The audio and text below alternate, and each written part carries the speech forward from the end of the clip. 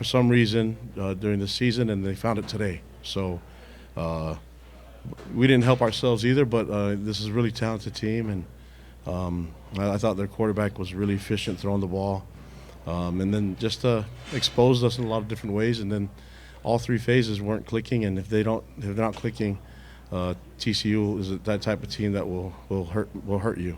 And so I said before, Sonny's a great coach, and he'll figure things out. And they were in a position where their backs were against the wall, and that kind of seems to happen quite a bit in this conference, where guys have to respond from a loss or a situation that you're in, and now we find ourselves in that situation. So it's time for I'm excited to see how we can respond from this and get better, But hats off to TCU for making the plays, and honestly, just they look a lot like what I saw last year on film. Really, the rhythm, everything was really making a lot of sense for them, and they were efficient on third down. They used the run when they could to keep us on our heels, and they utilized their speed, but utilized also a big physical line.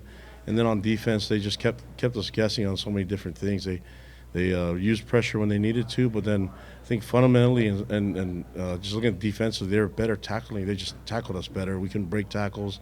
They covered us really well, and then they got a blocked punt, and they did things that they took, just basically did for them, complete game, all three phases, and they got the win, and it showed on the scoreboard. So there's even though that happened, and we find ourselves in a difficult position right now, I know that adversity will get us to the right spot.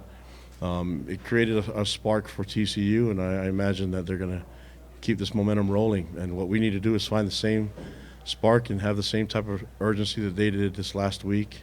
And we get to go home and play this game again against a really good Texas Tech team. So, here we go. We're in the middle of conference. You look at these conference games, you just can't predict anything. I just was not hoping that TCU could get things figured out by the time we played them, but it looks like they got it done. So congratulations to them. We have some work to do. I need to do a better job as a coach getting our team ready and responding to adversity, and we plan on doing that. But there are a few I know it doesn't look like that, but there's a few bright spots on our team where guys made some plays and got some valuable experience, and looking forward to building off of that on some of the positives, even though they may be a few. We'll do this with a positive attitude and try to get better and learn as much as we can from this experience. So I'll take any questions you guys have. Coach, I know you had a small sample from tape last week, but with the change at quarterback, did they do anything different that you may not have expected from your review throughout the week? Yeah, I thought that looking at what he did Hoover did last week, those are probably plays that were built more for Morris. And then this week, I think they just utilized his talents. I mean, he's a really effective thrower, and he was smart with the ball in his hands. He didn't make a lot of mistakes, and I thought he took necessary risks, and they just seemed to have a really good rhythm going, and it was like chunk yardage, big plays, and they just did a lot of different things. So credit to them. I mean, they have. I don't want to just be about the quarterback, but their whole team played physical. They're really good. It was a good, sound game plan from all three phases from them, and hats off to the coaches and their players. And having a young quarterback come in and fill in, I'm sure he got most of the bulk of the reps this week, but didn't get them last week. But it shows that put some time and effort into these young men, they can do it. And Sonny's a great coach, so he's going to get that done. And I'll be cheering for them the rest of the time. But it was a tough game, tough pill for us to swallow, but we have no choice but to learn from this and get better. But yeah, I thought they didn't do things completely different. They didn't change the whole playbook, but I thought they highlighted some of his strengths for sure. Yeah, I don't have all the answers to that, Mitch. I think that I just need to do a better job getting them to respond better. I know that having a turnover, pick six, going down early and giving up the score on the opening drive for them, being down 14-0, we weren't in a position to really fight back from that. We didn't make enough plays and enough stops to get that going. And so even when we were having some success and be able to get some stops, third downs, they punished us. And they did that by making third downs a little bit more manageable. They didn't have a lot of third and longs. They're always around the third and medium to short. So The sense of urgency from the team, I knew do a better job. I thought we had a great practice. We had, great week of prep, and just not expecting this result from us. How much do you think TCU's speed affected the game and were you surprised at all? Yeah, they had some speed, but I didn't think there was anything that really hurt us downfield. It was just the stuff that was intermediate plays, and they could turn. They have athletes. I mean, these receivers have been around. They got tons of experience, so they could take a short throw and turn it into a big play. And it's more like just a chunk yardage, getting 8 to 10 yards a piece. It wasn't really them opening up the game plan by throwing downfield quite often. It was more about the stuff that we couldn't stop underneath, and that requires a quarterback with a lot of accuracy. So this guy, he threaded the needle quite a bit on us, and man, I was really impressed with him. So we didn't make things even difficult for him. We didn't pressure him. We didn't get to him and make things uncomfortable. But it just goes to show that guy has time. He can really hurt you.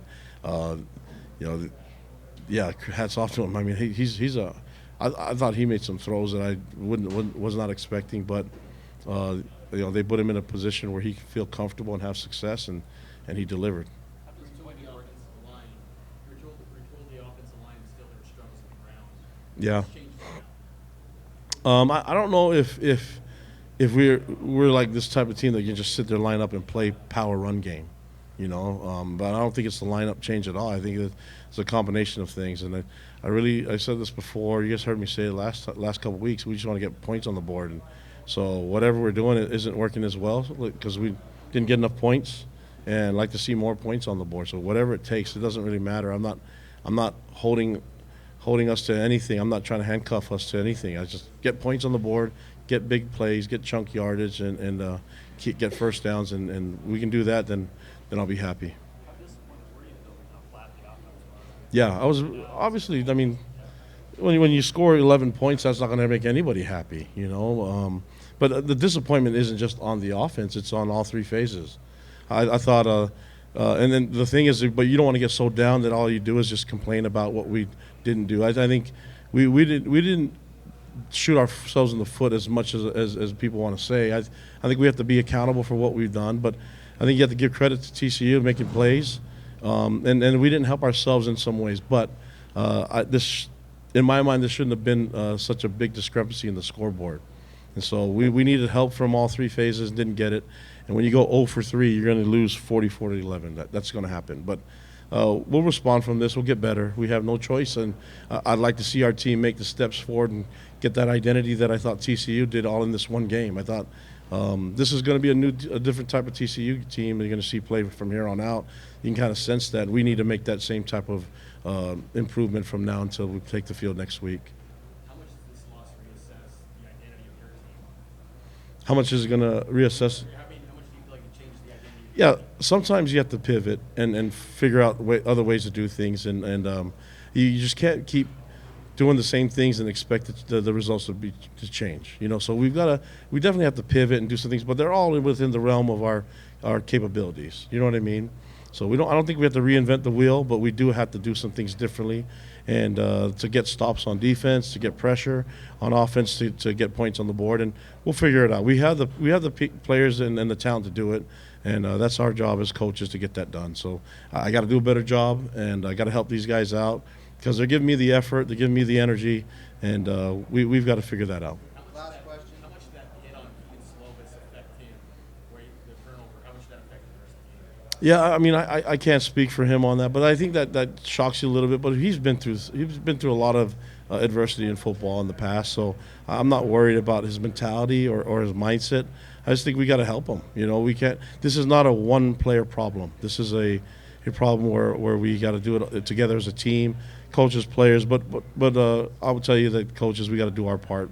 We got to be much better, and that starts with me. So I gotta reassess a lot of things for me as a coach and try to find ways to get these guys to play at their best, because when they are playing at their best, we're pretty dang good, and we just didn't show it today. So credit to TCU, but thank you guys.